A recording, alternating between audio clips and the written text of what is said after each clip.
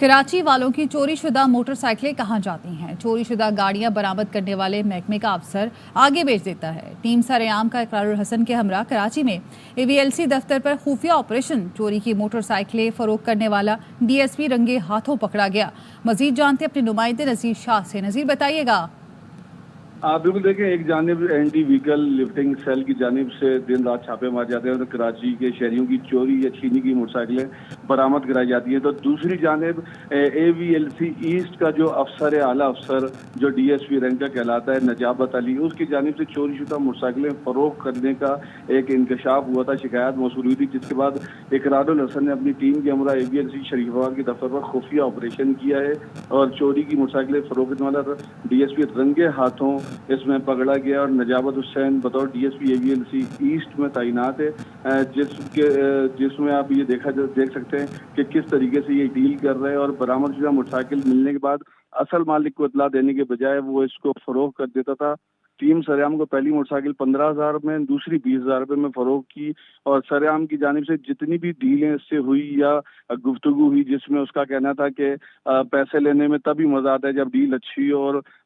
उसने ये भी कहा कि जो इस तरह किसी भी शहरी का नाम अगर मुल्जिम के तौर पर डालना हो, अगर किसी को फंसाना हो तो किसी भी मुल्जिम के साथ आम शहरी का भी आप NIC नंबर दें तो वो डालकर उसको भी वो मुल्जिम बना सकता है। तो इस तरह की गुफ्तगू भी सामने आई है, जबकि इस तमाम मामले से मुतल्लिक इकरारुल हसन ने जब SSP AVLC आरिफ असलम राव से बात की, उनसे राब्ता किया तो उनका यही कहना था कि इस बदनवान अफसर के खिलाफ महकमा जाती सख्त से सख्त कार्रवाई की जाएगी। AVLC में ऐसा नासिर की कोई जगह नहीं है, जबकि जब ये ऑपरेशन हो रहा था तो DSP की जानिब से काफ़ी मुज़ाहमत की और वहाँ से भाग।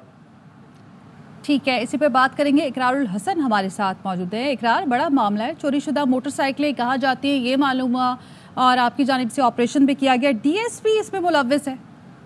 जी हाँ, बिल्कुल। एंटी वायलेंस क्राइम सेल जो है उसके DSP हैं नजाबत,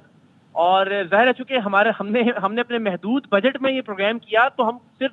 बाइक खरीद सके चोरी की उनसे, वरना वो चोरी की गाड़ियों समेत, चोरी की मोटरसाइकिलों समेत ये तमाम अशिया उन्होंने खुला बाजार लगाया हुआ है। यानी जिस मकसद के लिए इस सेल को कायम किया गया है, ये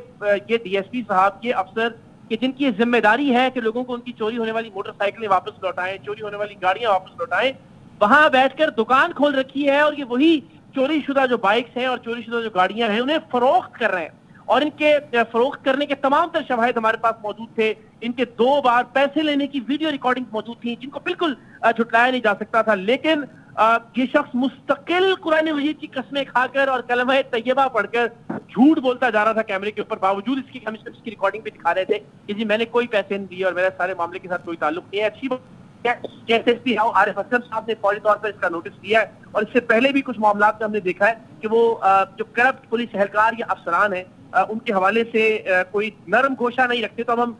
उम्मीद कर सकते हैं कि इंशाल्लाह ये DSP और इसके जितने भी बाकी हरकारे हैं वो अपने अंजाम पे पहुंचेंगे। लेकिन बहरहाल ये बड़ी हैरान कुन बात है कि एक ऐसा इदारा जिसका काम है कि शहरियों को उनकी चोरी होने वाली या छिन जाने वाली बाइक्स और गाड़ियां वापस दिलाए, वो उन्हें वापस करने की बजाय उन्हें बाजार में फरोख्त कर रहा है। उनके पार्ट्स बेचे जाते हैं और जो बाइक्स इस काबिल नहीं होती उन्हें कबाड़ खाने को फरोख्त कर दिया जाता है। आप सोचिए किस तरह से